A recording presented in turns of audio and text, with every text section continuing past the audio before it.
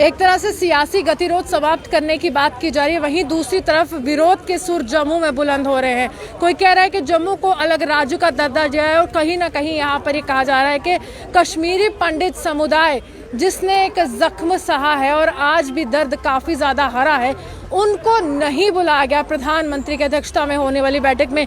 कुछ महिलाएं हैं, कुछ पुरुष हैं और ये कश्मीरी पंडित समाज से तमाम लोग ताल्लुक़ रखते हैं, काफ़ी ज़्यादा गुस्से में हैं और ये कह रहे हैं कि हमारा संघर्ष जो है वो लगातार जारी रहा है और हमारा संघर्ष जो है निरंतर चलता रहा है, लेकिन कोई भी सुनने को आतुर नहीं है।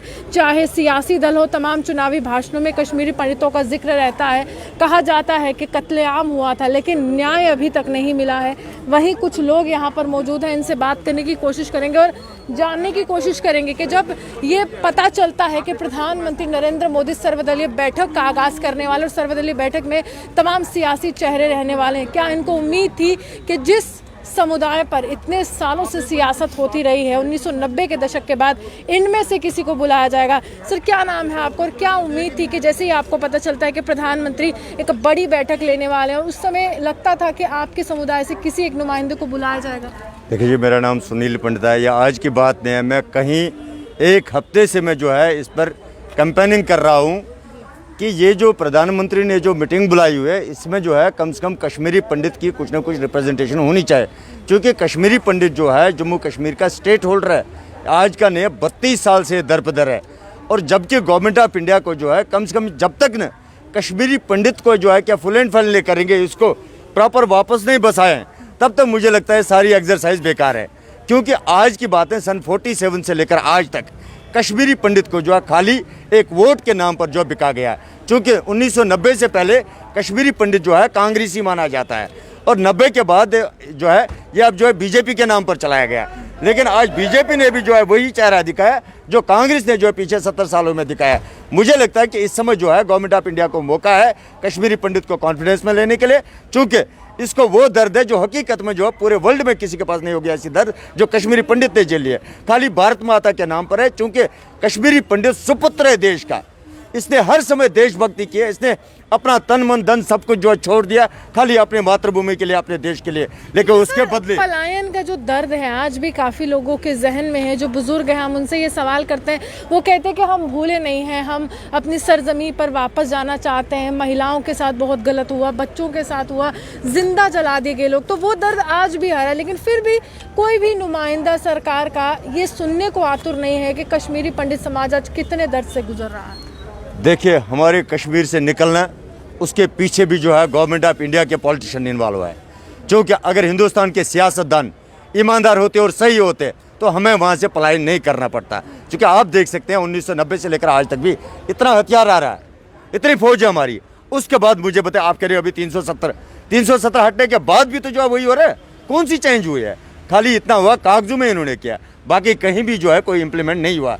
तब बुलाते, अगर आपका कोई नुमाइंदा उनसे मिलते प्रधानमंत्री नरेंद्र मोदी, किस तरह की बातें आप प्रधानमंत्री के समक्ष रखते? क्योंकि राजनीतिक दल कोई एक तरह से कह रहा है कि राज्य चाहिए, राज्य का दर्जा वापस चाहिए, कोई कह रहा है 370 चाहिए, लेकिन कश्मीरी पंडित को असल में क्या चाहिए? हमें सेपरेट होमलैंड चाहिए कश्मीर में, क्योंकि हम फिर बार बार जो है ना दोबारा नहीं निकलना चाहते वहाँ से। क्योंकि इसके पीछे आज भी मैं कह रहा हूँ कश्मीर पे जो है ना हिंदुस्तान के जो पॉलिटिशियन है उनकी बेईमानी है। अगर बेईमानी नहीं होती उनकी तो आज के डेट में हम घर से बेघर नहीं होते। क्योंकि हम लोग जो है आज के डेट में चाहते हैं फुल एंड फाइनल हो जाए, क्योंकि आने वाली पीढ़ी जो वो कम से कम सेफ रहे।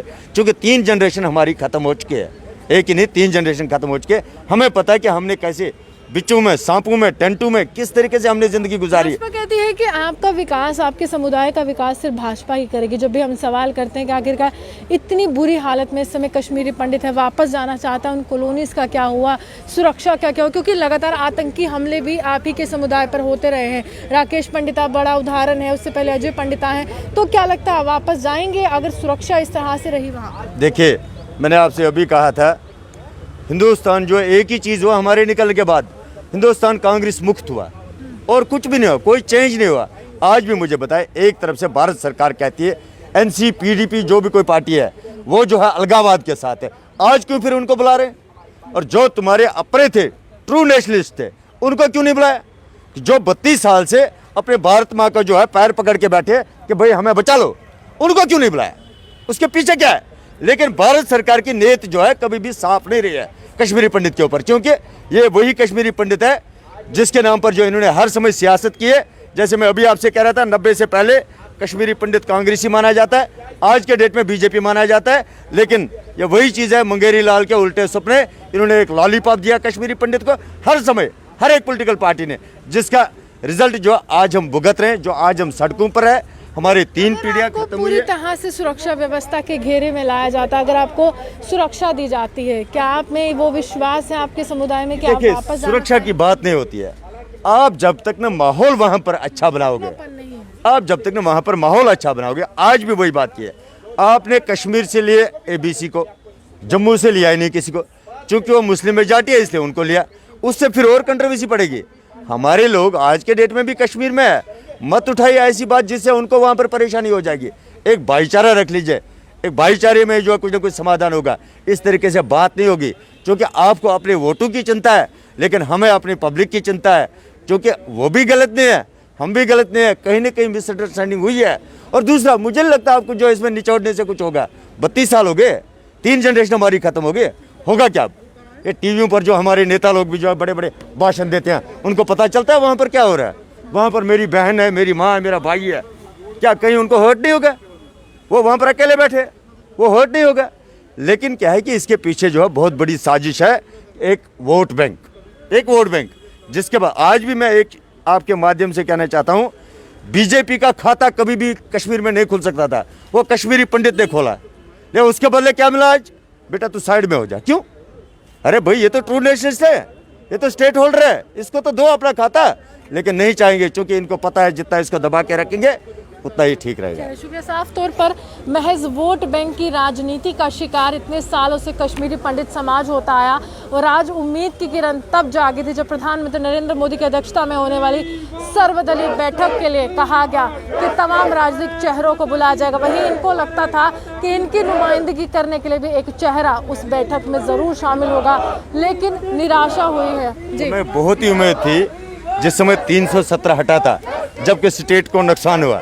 लेकिन हमें उम्मीद थी कि हमारा कुछ ना कुछ उस समय जो गैजेट निकलेगा उसमें कुछ ना कुछ जो है कश्मीरी पंडित के लिए आएगा, लेकिन तब भी नहीं कुछ।